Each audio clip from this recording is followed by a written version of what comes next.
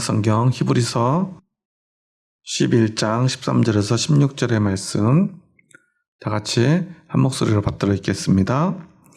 이 사람들은 다 믿음을 따라 죽었으며 약속을 받지 못하였으되 그것들을 멀리서 보고 환영하며 또 땅에서는 외국인과 나그네임을 증언하였으니 그들이 이같이 말하는 것은 자기들이 본향 찾는 자임을 나타냄이라. 그들이 나온 바 본향을 생각하였더라면 돌아갈 기회가 있었으려니와 그들이 이제는 더 나은 본향을 사모하니 곧 하늘에 있는 것이라.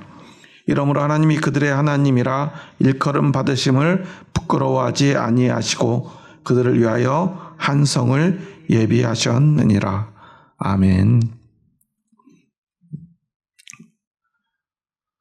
네, 계속해서 우리는 믿음의 장을 보고 있습니다. 아브라함과 이삭과 야곱의 믿음을 우리는 지난 시간에 생각해 보았죠. 그리고 13절에서 이렇게 말합니다. 이 사람들은 다 믿음을 따라 죽었으며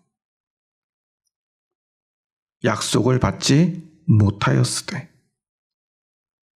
사실 아브라함과 이삭과 야곱은 약속을 받았죠. 그리고 앞에서도 약속을 받았다라고 말했습니다. 그런데 오늘 13절은 다시 약속을 받지 못했다라고 말해요. 그러니까 우리가 성경을 읽을 때 이 말씀이 선포되는 상황과 또한 어떤 이야기를 하는 이유에 대해서 생각해 보지 않고 단순하게 이렇게 글자나 단어나 문장으로만 이해하면요, 성경의 말씀은 이랬다 저랬다 하는 것 같아요. 아브라함은 약속을 받았습니까? 받지 못했습니까? 궁극적으로는 아브라함은 약속을 받았죠. 그런데 지금 약속을 받지 못하였으되 라고 말하는 이유는 뭘까요? 그가 믿음을 따라 죽었습니다. 죽을 때 그 약속이 완전히 성취되었나요? 그러지 못했죠. 그 이야기를 하는 거예요. 물론 하나님은 그에게 약속을 주셨습니다. 그런데 그 약속이 그가 살아 생전에 완전히 성취되지는 못했어요. 그래서 이 사람들은 믿음을 따라 죽었습니다. 무슨 말이냐면 아직 성취되지 않은 그 약속을 끝까지 믿다가 죽었다는 거예요.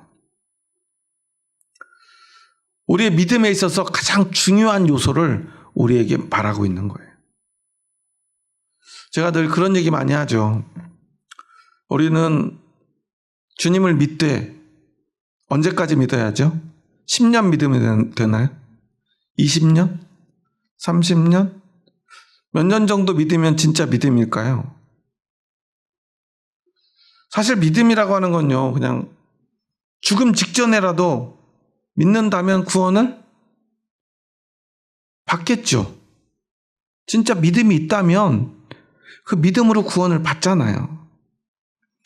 믿음은 몇 초만 해도 생길 수 있습니다. 또한 그 믿음은 그렇다고 그냥 한번 믿으면 끝나는 것도 아닙니다. 믿음은 오랫동안 지속되어야 됩니다. 중요한 건 언제까지냐? 그 시기는 아주 명확해요.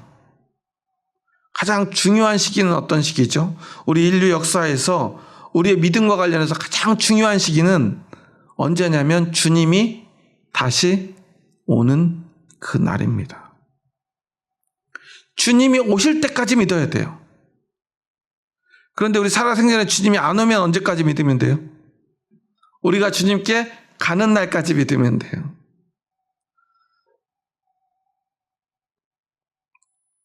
그런데 내가 몇십 년을 믿었어도 어느 날 내 생명이 다하는 그날, 주님이 오시기 전 그날 우리가 그 믿음을 저버리면 그것은 더 이상 믿음이 아니라는 거예요. 이렇게 말하면 많은 사람들이 생각하죠. 그러게 왜 이렇게 일찍 믿어서 조금 천천히 마지막에 끝에까지 믿는 게 중요하다면 좀 늦게 믿으면 되잖아. 참 어리석은 발상이죠. 우리 예수님이 하신 말씀 그 부자의 이야기처럼 풍년이 들어서 이제 이 많은 올해는 쌀이 많이 나올 것 같아, 곡식이 많이 나올 것 같으니까 창고를 크게 지어가지고 내가 진짜 이 곡식을 더 많이 쌓아놓으면 어때요? 앞으로 밥 걱정 없이 풍요롭게 편안히 살 수 있겠구나. 그리고 창고를 크게 지어놓고 이제 평안히 자자. 그날 어떻게 되죠? 하나님이 그를 부르시죠. 그럼 그건 누구의 것입니까? 그것이 무슨 의미가 있습니까? 오늘 밤에 내가 죽을지 알 수 없잖아요. 길을 가다가 어떤 사고를 당할지 우리가 어찌합니까? 이제 곧 죽을 때가 되었다라고 생각하고 사는 사람이 어디에 있습니까? 그런 걸 알 수만 있다면 얼마나 좋겠습니까? 누구보다 저는 좀 그런 걸 알았으면 좋겠어요. 그럴 수만 있다면 그 전날까지 좀 편하게 즐겁게 세상에서 적당히 살다가 그날 정말 하루 몰아서 정말 열심히 하나님 앞에 믿음의 고백을 드리고 하나님 앞에 갈 준비하고 그러고 갈 수 있으면 좋겠지요. 그런데 그것조차도 사실은 잘못된 생각이에요. 믿음이란 건 무엇입니까? 하나님의 약속을 믿는 것이며 그 약속 안에서 살아가는 거예요. 적당히 죽을 때쯤 그때쯤 믿는 게 더 낫다라는 생각은 어떤 전제죠? 믿음은 좋은 거라는 거예요? 안 좋은 거라는 거예요? 안 좋은 거라는 거예요. 믿음은 불편한 것, 안 좋은 것, 귀찮은 것, 괴로운 것, 굳이 세상에 어떤 것을 찾자면 많은 사람들은 믿음을 뭐로 생각하냐면 숙제로 생각해요. 여러분 학교 다닐 때 숙제 좋았나요? 제가 초등학교 때인지 중학교 때인지 제가 초등학교, 중학교를 그 친구랑 같이 다녔는데 그 유일하게 선생님이 숙제를 내주면 더 많이 내달라는 뭐 이런 얘기나 숙제 안 내주시나요? 이런 질문하는 친구가 한 명 있었어요. 그럼 그 친구가 그런 말하면 뭐 다른 모든 아이들은 뭐라고 그럴까요? 에이 비씨 막 이런 얘기를 해요. 너 그만 좀 하라고 막 그래요. 그래도 얘는 뭐 그렇게 좋은가 봐요. 숙제하는 게 재밌대요. 공부하는 게 재밌대요. 근데 그런 드문 사람들 빼놓고는 대부분은 다 어때요? 누가 숙제를 좋아합니까? 특히나 방학 숙제 좋아하는 사람 있나요? 방학이면 숙제를 내주면 안 되는 거 아닌가요? 그때라도 좀 숙제 없는 삶을 살아야 되는데 방학 때까지 숙제를 내줘요. 특히나 방학 때 제일 싫은 숙제가 뭐죠? 일기. 그게 왜 싫어요? 매일매일 해야 되니까. 그래서 저는 일기를 매일매일 쓰기 싫어서 어떻게 했냐면 매일매일 일기 예보만 기록해놨어요. 다른 건 대충 지어 쓸 수 있는데 날씨는 지어낼 수가 없잖아요. 그래가지고 계약하기 한 3일 전부터 일기를 쓰기 시작해요. 얼마나 하기 싫으면 그게 우리의 마음이잖아요. 계약하기 며칠 전에 그때 하면 되지 뭐. 방학 때 계속 생각합니다. 내일 하지 뭐. 아직 계약 많이 남았는데. 한 3일 전쯤에는 그래도 이틀 남았는데 내일부터 또 한 이틀 하면 할 수 있겠지. 그런 분량이 아니지만 할 수 있겠지 생각해요. 하여튼 미룰 수 있는 데까지 미룹니다. 그리고서는 계약을 앞두고 하루 전날 밤을 꼬박 새우면서 숙제를 해갔던 기억이 많아요. 그것과 우리가 믿음을 대하는 태도가 너무나 닮아 있어요. 그렇지 않습니까? 많은 사람들이 믿음을 그렇게 생각해요. 숙제처럼 하기 싫은 것, 최대한 미뤄서 마지막에 딱 해서 빨리 내고 싶은 것. 그래가지고 뭐만 하면 돼요? 통과하면 되면 되겠구나. 그런 생각이 우리를 믿음으로부터 멀어지게 하는 거예요. 아브라함이, 이삭이, 야곱이 믿음을 따라 죽었다는 것. 하지만 약속을 받지 못했다는 것. 약속을 받지 못했음에도, 죽을 때까지 약속을 받지 못했음에도 끝까지 믿음을 따라 죽었다는 것. 이것이 어떤 의미인가를 알아야 돼요.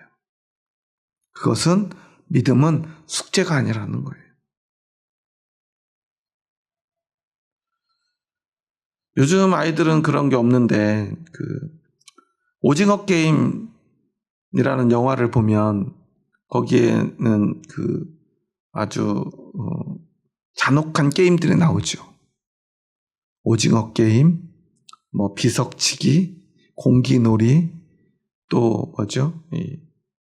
그걸 뭐라고 하는지 모르겠는데, 하여튼 설탕 이렇게 끓여가지고 이렇게 모양대로 자르는, 뭐 이런 어렸을 때 추억의 놀이들을 하죠. 그게 이제 생존을 걸고 하니까 되게 무서운 게임이 되더라고요. 어렸을 때는 목숨을 걸고 하진 않잖아요. 그러니까 어렸을 때 그런 게 너무너무 재밌었어요. 그러니까 저희가 어렸을 때는 요즘 아이들처럼 뭐 학원에 가거나, 학원에 보내줄 돈이 없어서 학원에 못 가기도 했지만 학원에 가는 친구가 거의 없었어요. 학교 수업이 끝나면 뭐 숙제하는 친구도 별로 없었어요. 마지막 종례가 딱 끝나고 하교하면서 아이들이 하는 건 뭐죠? 끝났다, 뭐하러 가자요? 놀러 가자. 그래가지고 집에도 안 갔어요. 저희 때는. 학교 끝나고 집에 바로 가는 아이들은 요즘으로 말하면 왕따였죠. 대부분 다 뭐예요? 다 모여서 놀이를 했어요. 저희가 많이 했던 놀이는 그 오징어 게임, 또는 뭐 굉장히 신앙적인 게임도 있었는데, 십자가 아시나요? 운동장에 십자가를 커다랗게 걸어놓고 이렇게 뭐 비석을 던지고 막 넘어다니는 그런 게임도 했었어요. 뭐 저희 동네만 하는 게임이었는지 모르겠지만, 그리고 뭐 술래잡기도 하고요, 나이 먹기도 하고요, 비석치기도 하고요, 구슬치기도 하고요. 그러니까 뭐가 됐든 마음 맞는 놀이를 마음 맞는 친구들하고 하기 바빴어요. 근데 놀이를 하려면 힘이 들어요, 안 들어요? 땀 뻘뻘 흘려가면서 오랜 시간 옷 다 망가지고요, 막 더러워져도요, 상관하지 않고 막 뛰어놀았어요. 열심히 뛰어놀았어요. 언제 집에 가요? 해가 져야 돼요. 배도 고프고 안 보이면 그때 집에 가요. 누가 그걸 하면은 돈을 주는 사람이 없어요. 상을 주는 사람도 없어요. 그래도 매일매일 놀았어요. 그렇게 열심히 놀았던 것 같아요. 왜 노냐면 즐겁기 때문이에요. 그러니까 그때 어렸을 때는요, 그 노는 게 삶의 목적과 또 같았던 것 같아요. 친구들 사이에서는 그런 놀이를 잘하는, 게임을 잘하는 친구들이 어때요? 최고라고 여겨졌어요. 그러니까 어때요? 심지어 집에서 그런 거 연습하는 친구도 있었어요. 구슬치기 연습하고요, 저희 집은 마당이 없어가지고 연습할 데가 없었어요. 근데 어떤 친구 집에 놀러 갔더니 마당에 이 비석치기 하는 거랑 구슬치기 하는 게 다 이렇게 만들어져 있는 거예요. 야, 이게 뭐니? 그랬더니 자기 매일 집에 가서 연습한대요. 야, 네가 그래서 잘하는구나. 정말 그렇게 열심히 놀았어요. 그냥 그렇게 열심히 노는 것 자체가 삶이고, 노는 것 자체가 기쁨이고, 그냥 노는 게 인생이었어요. 뭐 목적도 없어요. 상을 받는 것도 아니에요.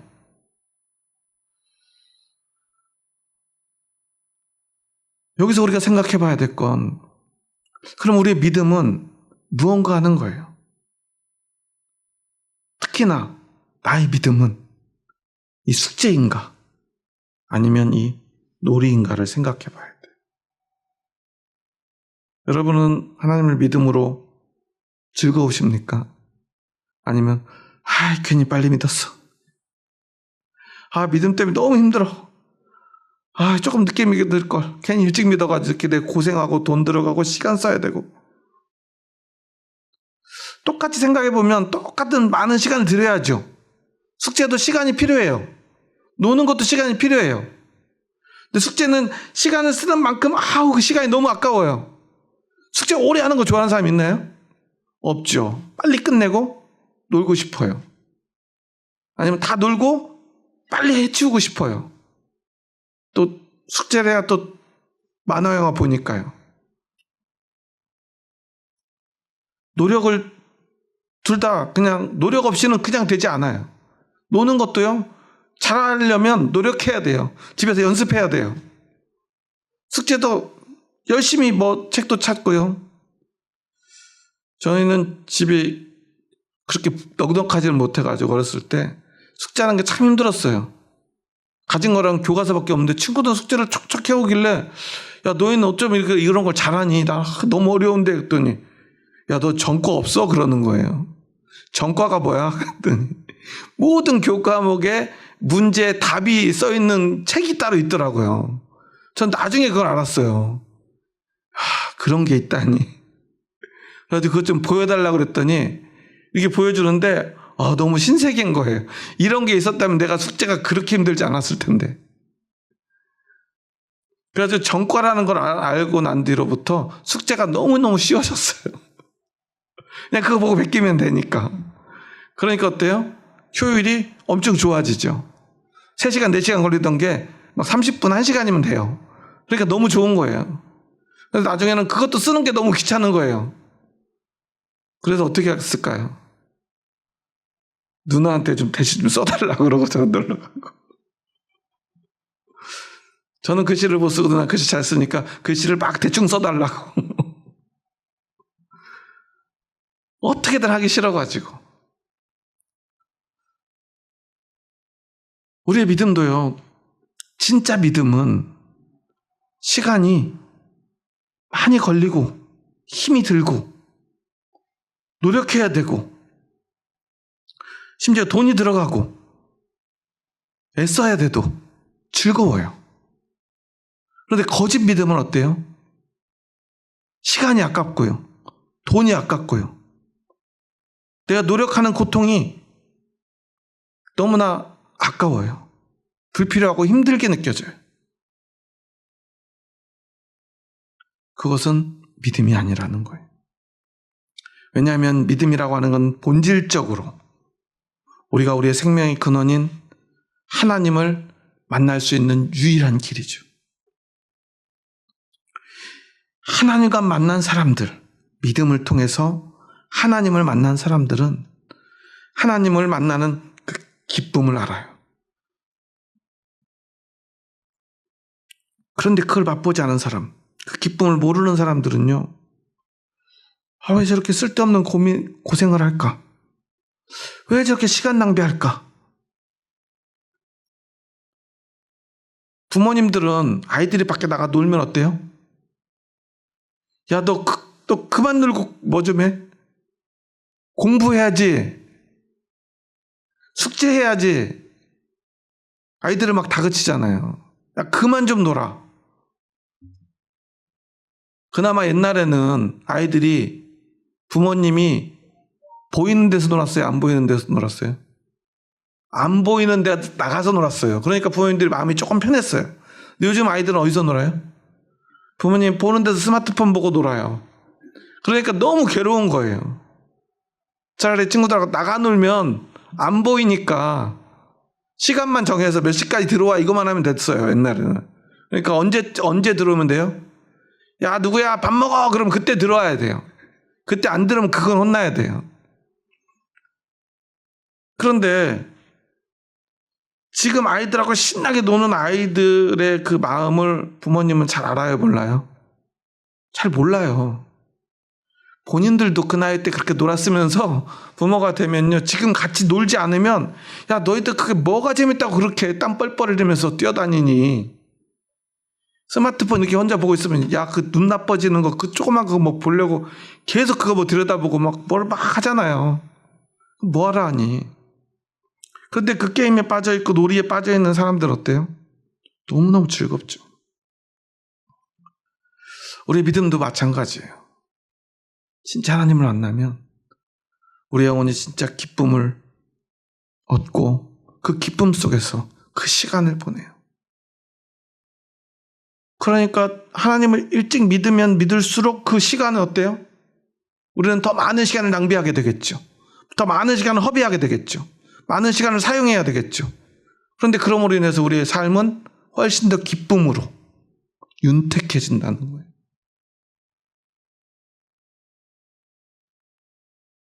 하나님을 더 오래 믿은 사람들이 돈도 더 많이 쓰겠죠.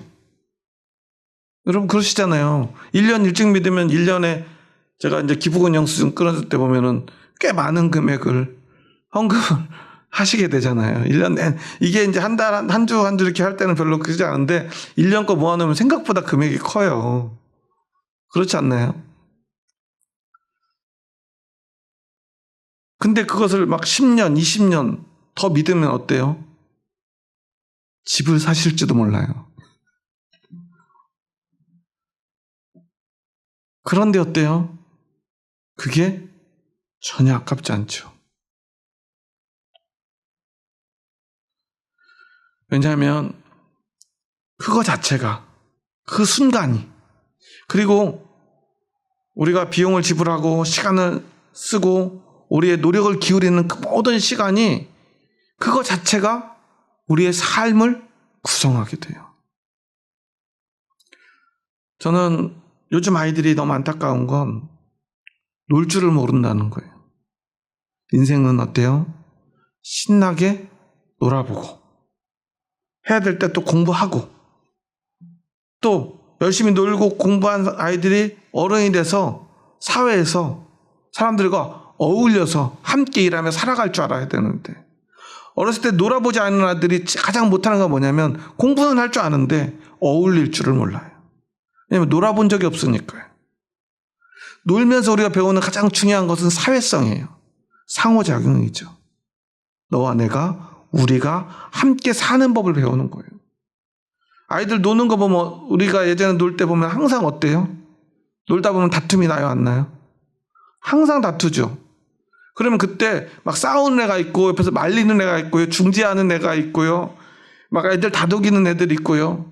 그리고 나중에도 뭐 또 서로 또 막 악수도 하고 사과도 하고 또 막 아니면 삐져서 집에 가기도 하고 그래놓고 또 다음날 또 같이 놀 사람 없으니까 또 같이 놀자 누구야 놀자 그러고 또 불러요. 또 그러면 야 너 아직 마음에 안 풀렸는데 나 놀기 싫어 그랬더니 미안해 그러고 또 사과하고 또 놀아요.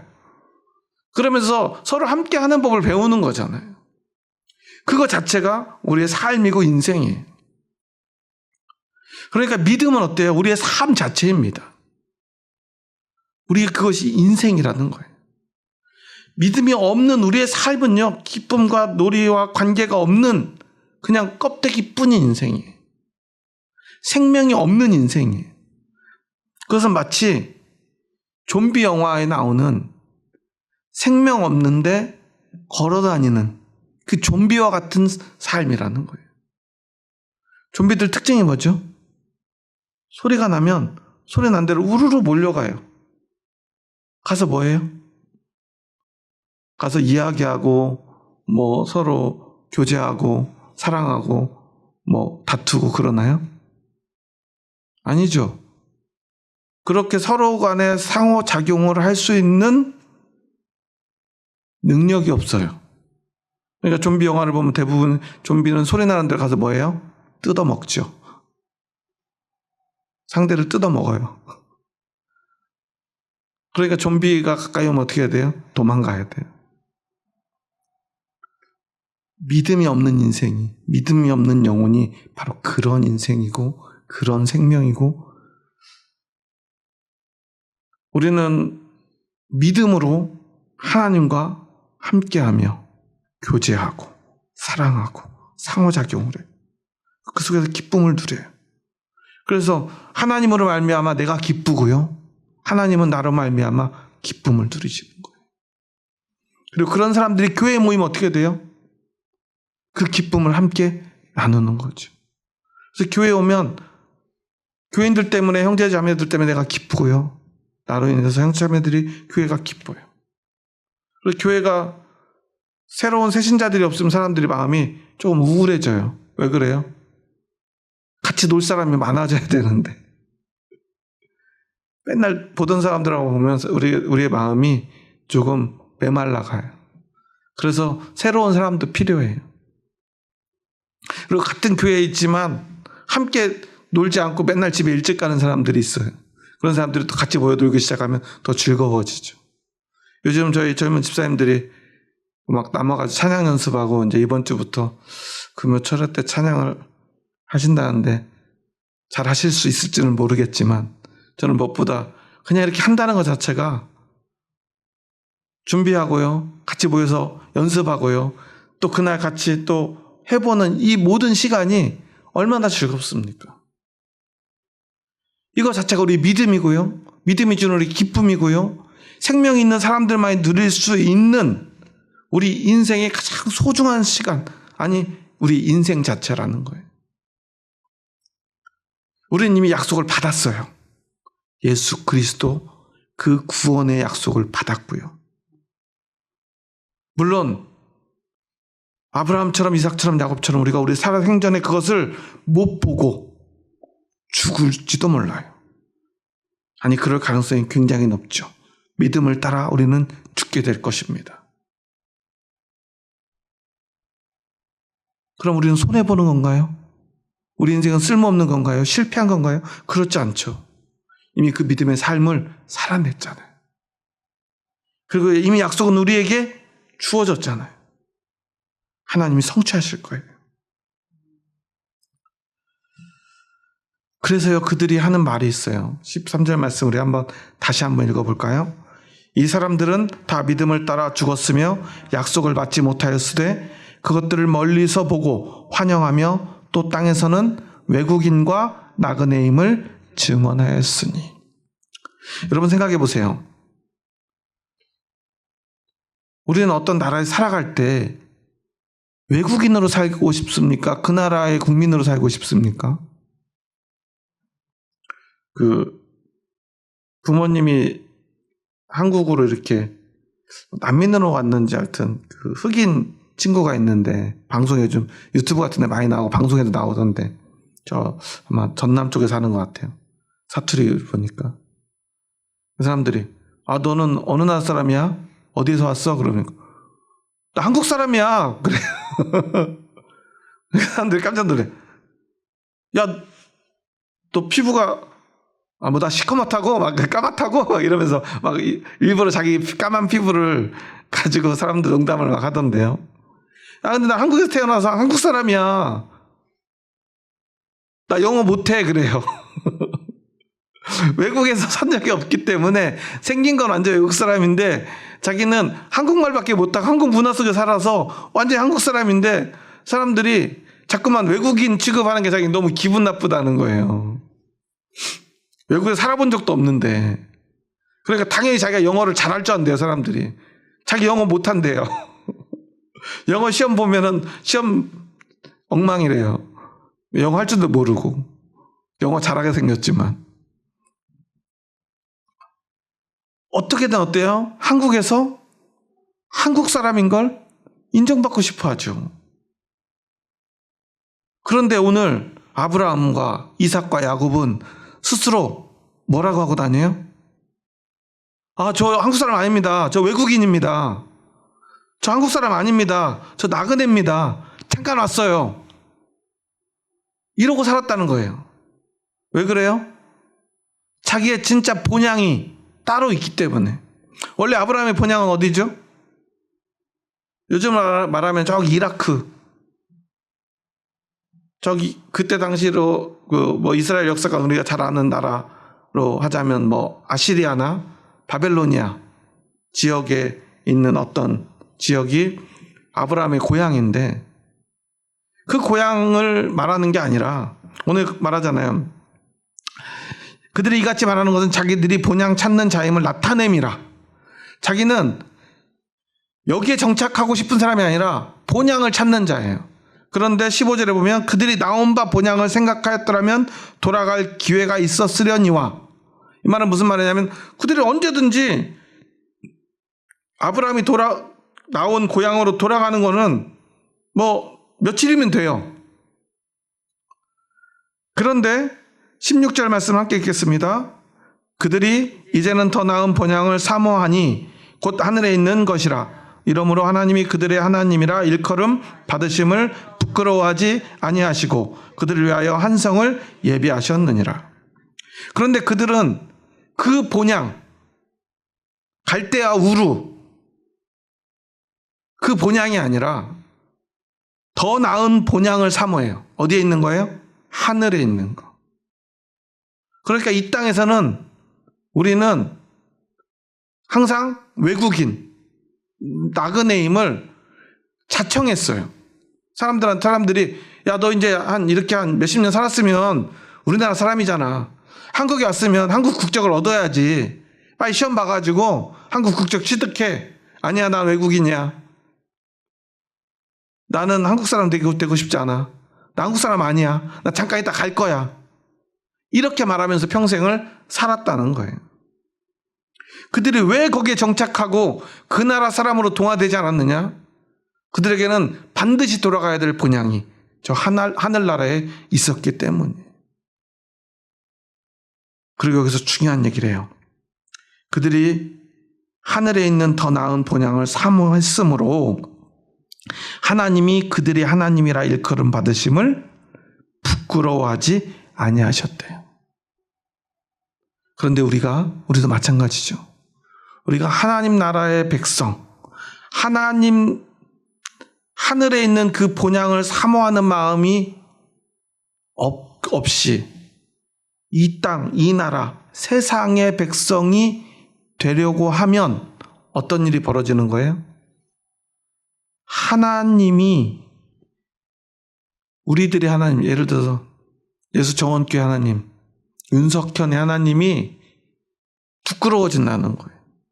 그러니까 내가 이 세상에 속한 삶을 살게 되면 하나님이 부끄러워진다는 거예요. 하나님의 이름이 부끄러워진다는 거예요. 하나님이 그것을 부끄러워하게 된다는 거예요. 우리가 하나님의 부끄러움이 돼요. 이게 굉장히 중요한 거예요. 하나님이 우리를 어떻게 생각하는지. 여러분 생각해 보세요. 옆집 아이가 사고를 쳤어요. 문제를 일으켜가지고. 범죄를 저질렀어요. 아니면 시험에 떨어져서 중학교나 고등학교에 아니면 대학교에 못 갔어요. 그럼 우리가 부끄러울 일이 없지요. 그런데 내 아들이 어디에 가서 잘못을 저지르고 사고를 치고 와요. 그럼 어때요? 내 자식이라 안타까운 마음. 또 이 잘못이 정말 부끄러운 잘못이라면 부끄러운 마음이 들잖아요. 왜냐하면 내 자식이니까. 하나님 부끄러운 마음이 든다는 것이 바로 그런 의미예요. 야, 너는 내 사람이야. 야, 너는 내 백성이야. 그런데 넌 내 백성인데 왜 저 나라 백성이라고 말하고 다니고 왜 저 나라 백성처럼 살아가? 하나님을 너무 부끄럽게 만드는 거예요. 우리 뉴스 같은 거 보다가 한국 사람이 어디 세계적인 문화유산에 가가지고 한국 사람들이 많이 하는 낙서 있잖아요. 석현 러브 땡땡 이런 걸 큰 바위에 막 문화재에 막 써놨어요. 그런 거 뉴스 보면 어때요? 외국 사람들은 그게 무슨 언어인지 모르지만 한국 사람은 딱 보면 알죠. 저 한국 사람이 해놨구나. 그럼 어때요? 부끄러운 마음이 들죠. 야, 가서 내가 저거 지워버리고 싶다는 생각이 들잖아요. 왜냐하면 우리 같은 한국 사람이니까. 별로 관련도 없는데도. 그런데 하나님은 우리가 그런 삶을 살고 있을 때 얼마나 부끄러우시겠어요. 우리가 믿음 없이 세상에서 나그네요 외국인으로 살지 않고 그 나라 사람과 동화되어 세상에 속한 사람처럼 살아갈 때 하나님은 부끄러움을 느껴요. 그러니 우리는 믿음 안에서 하나님의 이름이 부끄럽지 않도록, 하나님이 부끄러움을 느끼지 않도록 우리는 살아가야 합니다. 그 비결은 하나입니다. 오직 믿음을 따라 살아야 되고, 우리는 이 땅에서 외국인과 나그네임을 어떻게 해야 돼요? 증언해야 돼요. 나 한국 사람 아니야. 이 땅에 속한 사람 아니야. 난 하나님 나라 백성이야. 라고 말하며 살아가야 합니다. 그때 하나님의 기쁨이 될 것입니다. 그때 하나님은 우리를 위해 한성을 예비하시는 것입니다.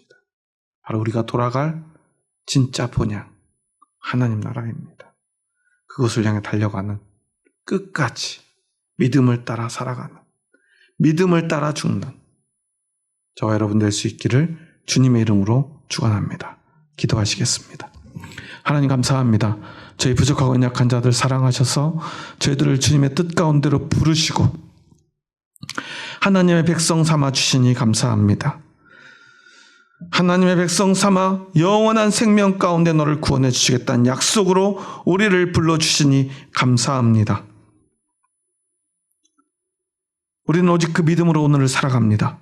그리고 아브라함이, 이삭이, 야곱이 그랬던 것처럼 우리는 끝까지 그 믿음 안에서 기쁨을 누리며 믿음을 따라 죽을 때까지 그렇게 살다가 믿음을 따라 죽어갈 것을 주님 앞에 고백합니다. 또한 그들처럼 이 땅 가운데서 외국인과 나그네임을 증언하며 살기 원합니다. 우리는 이 땅에 속한 사람이 아니기 때문입니다. 오직 그 믿음으로 오늘을 살아갈 수 있는 저희들 되게 하여 주시옵소서. 이제는 우리 주 예수 그리스도의 은혜와 하나님의 사랑하심과 성령님의 교통하심이 오늘 오직 믿음을 따라 살며 이 땅 가운데 외국인과 나그네임을 증언하기 원하는 이 자리에 머리 숙인 한 영혼 한 영혼 머리 위에 이제로부터 영원토록 함께 하시기를 간절히 축원하옵나이다. 아멘.